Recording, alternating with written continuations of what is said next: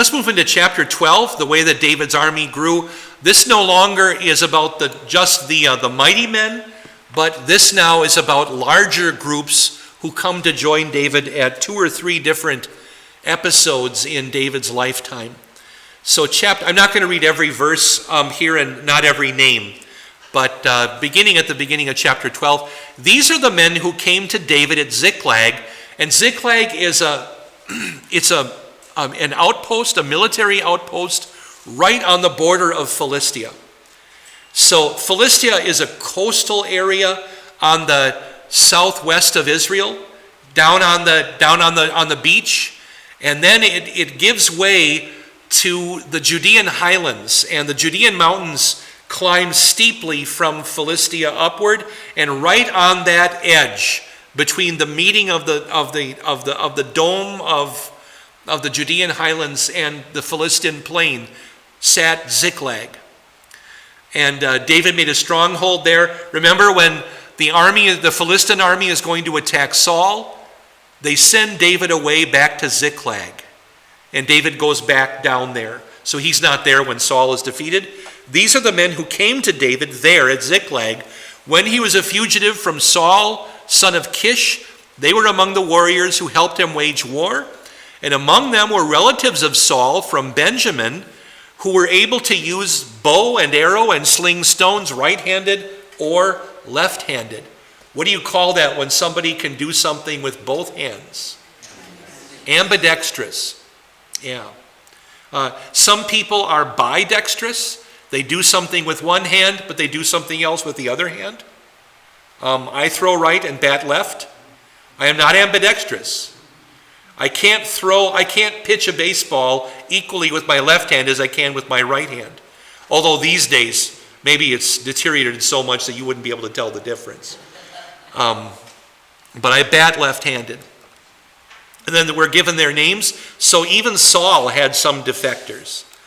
Then some men from Gad went to David at the stronghold in the wilderness. This is also Ziklag. But where is the tribe of Gad? It's across the Jordan River. Remember, the Gadites were one of the 3 tribes that stayed over there. Reuben, Gad, and half of Manasseh. They were powerful warriors, military men, skilled for war with shield and spear, with faces like lions and with speed like gazelles on the mountains. What flowery language. But now in this chapter, all of the troops, as David or whoever is the scribe is who's describing the troops, he always describes their military prowess in different ways. So these guys were ferocious and quick. Their names are given in verses 9 to 13, but now verse 14. These men from Gad were leaders of the army. The less capable were leaders for 100, the more capable for 1,000. These are the ones who crossed the Jordan in the first month, when it was overflowing all its banks. They forced those living in the valleys to the east and west to flee. So, what's the first month in the Hebrew calendar? It's the month of Nisan. It's when Passover happens. So it's the beginning of the spring. So it's late March, early April.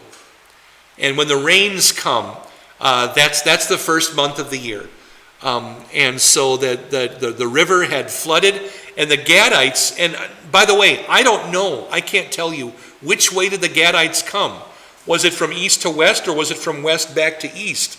Or did they cross both ways? But they forced everybody to flee from the overflooding banks of the Jordan River at this time. So I kind of think that they crossed from the east over to the west to join David, but I can't say that for sure here. Men also came from Benjamin and Judah to David at the stronghold. David went out to meet with them and said to them, "If you have come to me with peaceful intentions to help me, my heart will be one with yours. But if you come to betray me to my enemies, even though there is no violence in my hands, the God of our fathers will see and judge." And the Spirit came upon Amaziah, head of the 30.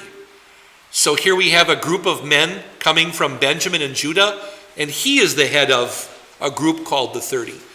We are yours, David, and we are with you, son of Jesse. Peace, peace to you, and peace to those helping you, for your God helps you. And David received them and made them leaders of the troops. So these capable 30 come in with their leader. They pledge peace. It's a threefold peace. Peace, peace to you, peace to those helping you, and in the name of the true God. This is still at Ziklag. Men from Manasseh deserted to David when he came along with the Philistines for the battle against Saul.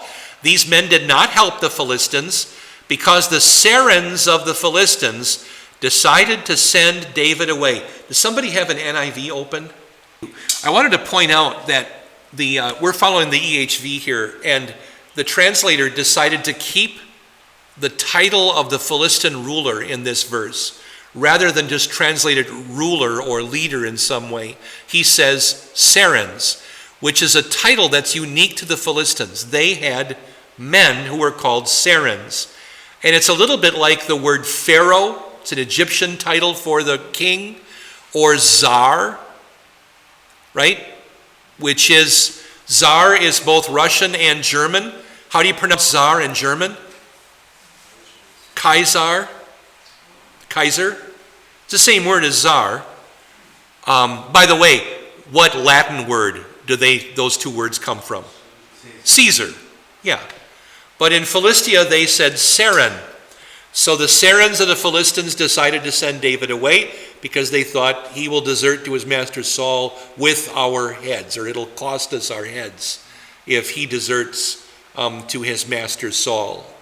So this interesting issue when the men from Manasseh decide to defect and go over to David, and then none of them ended up helping the Philistines at the battle. It's important that they didn't help, isn't it?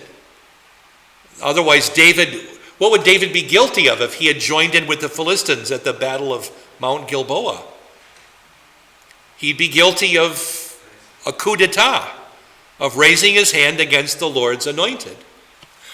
When he went to Ziklag, men from Manasseh deserted to David. They were, and there are 7 names here, Adnah, Jozabad, Jediel, Michael, Jozabad, Elihu, and Zilithai, leaders of the groups of 1,000 which belonged to Manasseh.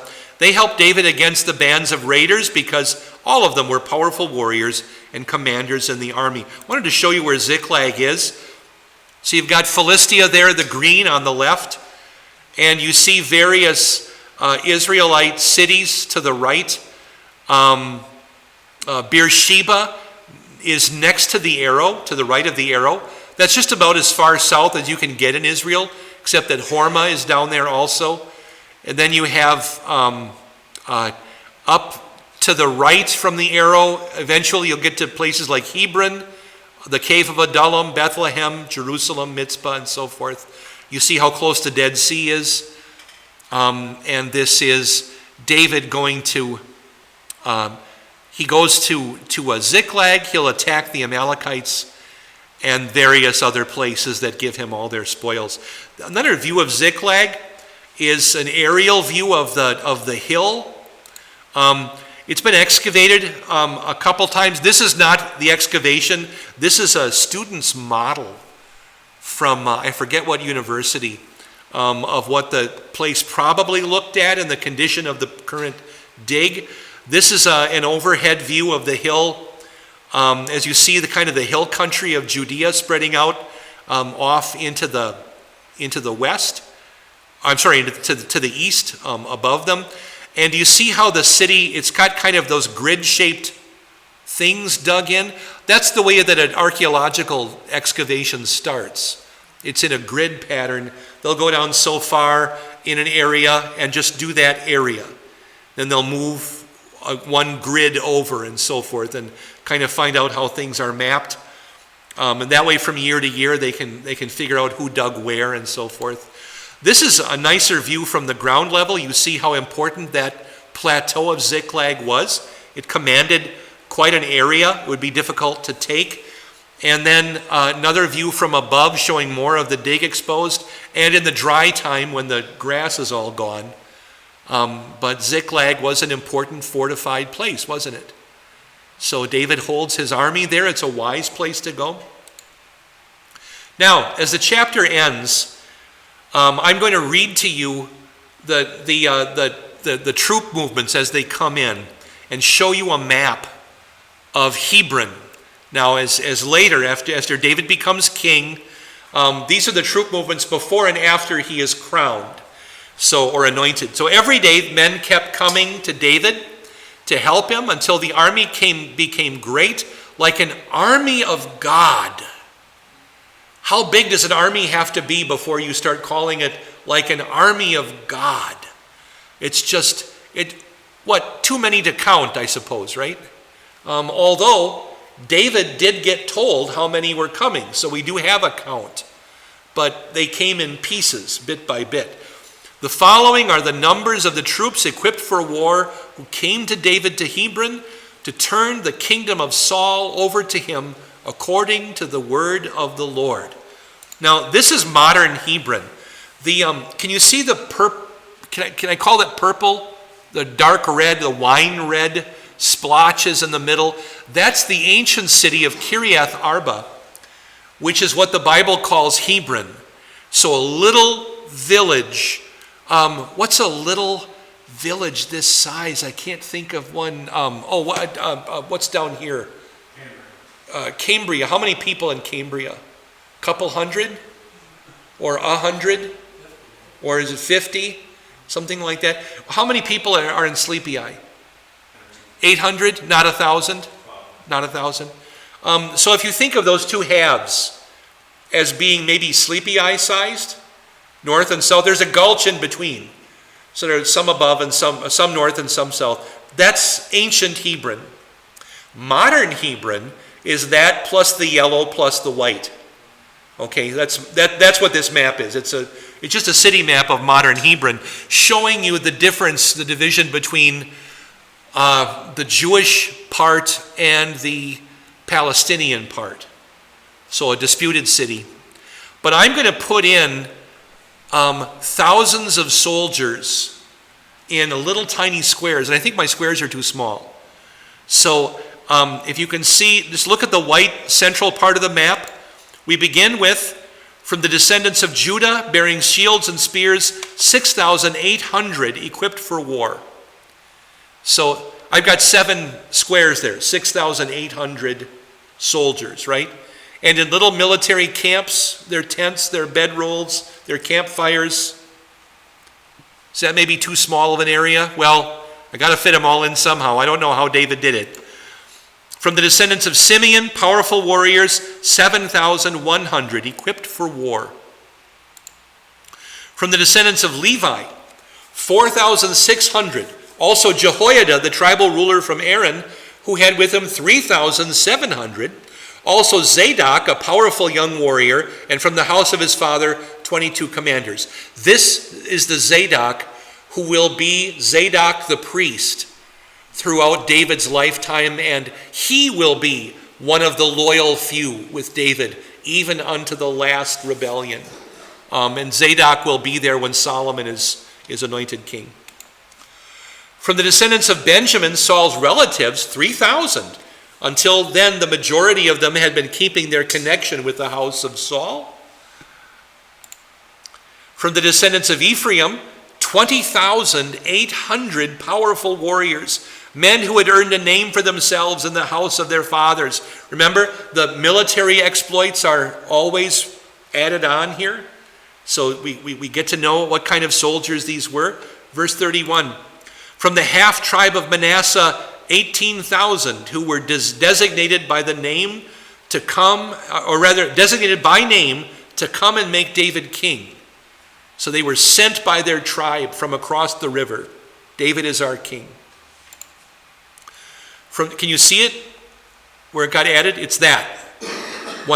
From the descendants of Issachar, men who understood the times and what Israel should do, 200 leaders and all their relatives under their command. How many would 200 leaders be in command of? 1,000? Maybe 2,000, I don't know.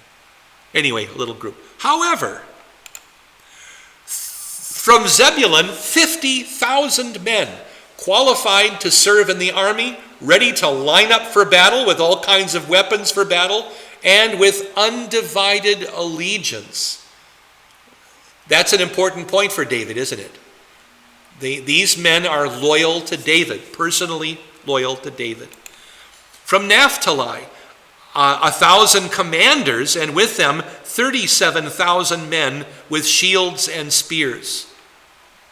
By the way, it's almost supper. What are you going to make for all these soldiers? I mean, that always occurs to me is, what are they going to feed them? From the Danites, 28,600 men ready to line up for battle. From Asher, 40,000 men qualified to serve in the army, ready to line up for battle. And from east of the Jordan, from Reuben, Gad, and the half-tribe of Manasseh, with all their weapons of an army ready for battle, 120,000 men. All these soldiers organized for battle, totally committed, came to Hebron to make David king over all Israel. All the rest of Israel also was totally committed to make David king. They were there with David for 3 days, eating and drinking, because their fellow citizens had prepared provisions for them. So they brought their food. How do you keep meat fresh for a week in ancient times? There's an easier way than salt. You bring it on the hoof.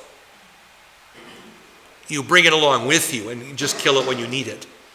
Yeah. And by the way, they had been given provisions. The brown spots are their donkeys and camels and oxen and everything else. So their neighbors from as far away as Issachar, Zebulun, and Naphtali, way up north, were bringing food and donkeys, camels, mules, oxen, including provisions of flour, cakes of figs, clusters of raisin, wine, olive oil, oxen, sheep in abundance, because there was joy in Israel. What 3-day event was happening in Hebron that they would send this vast army for? It was David's anointing. This was David becoming king. We're not told that clearly in the text, but this is the event. That's what's happening here. David became king, and Israel is there in force. By the way, if you go back and add up all of those soldiers, and I assume that one group that only told us they had 22 commanders, that they have 1,000 people, can I get away with that number? The total is 340,122 men and officers. That's this army that came to David. That's more than 250,000 troops for 3 days. That's Woodstock, right? Except they were organized.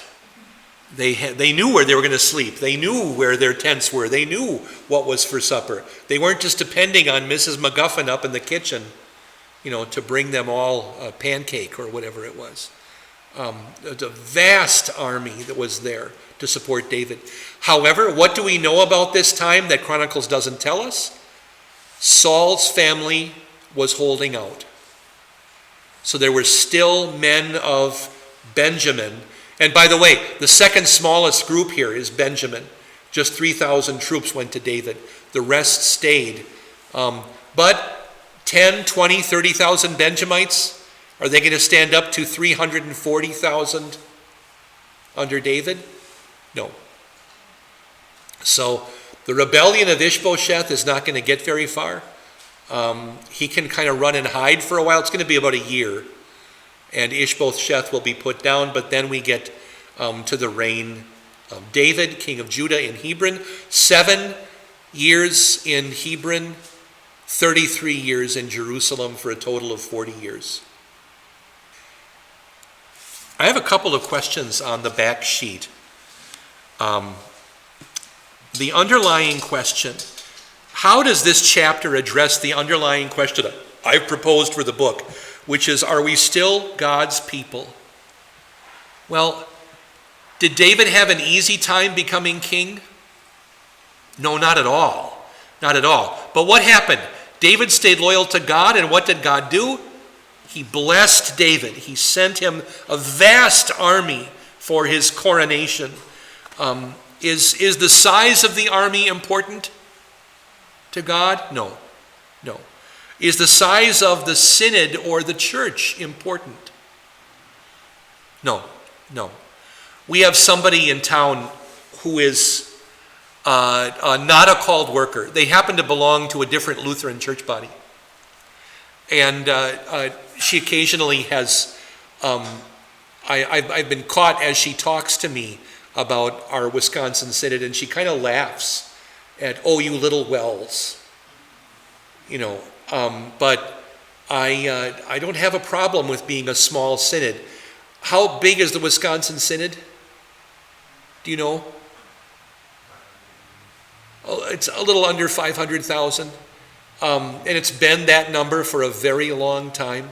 We gain, we lose, we gain, we lose. We are growing out of the country faster than we're growing in the country. That's okay too.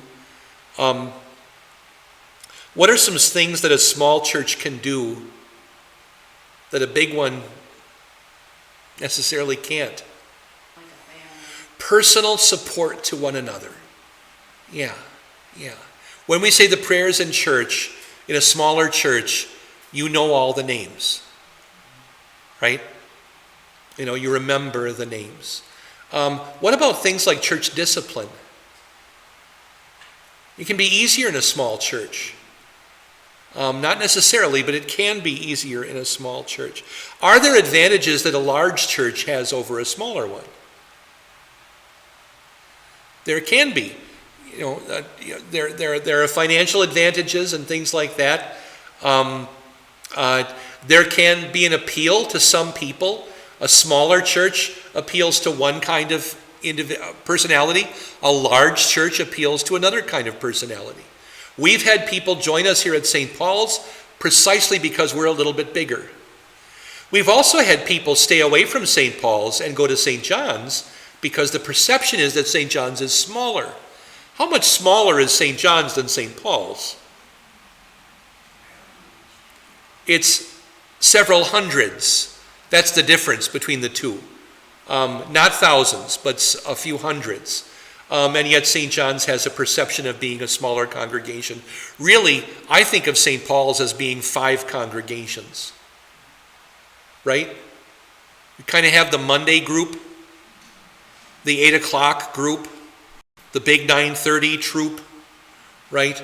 The 11 o'clock group. That we have the Monday nighters. We also, of course, have a 6th congregation, don't we? All of our many shut-ins. Mr. Kushel's in charge of organizing who sees who when. We just got the new list today, which is an 8.5 by 11 sheet held sideways with the names in 4 columns of all the various shut-ins that we've had. That list has been more than 100 at different times. It's currently less than 80, but it's grown and shrunk over the years at different times. What are some ways that a large church can hang on to small church advantages? Intimacy, I guess. Sure, yeah. I think that's easiest to do when you have small groups that are available.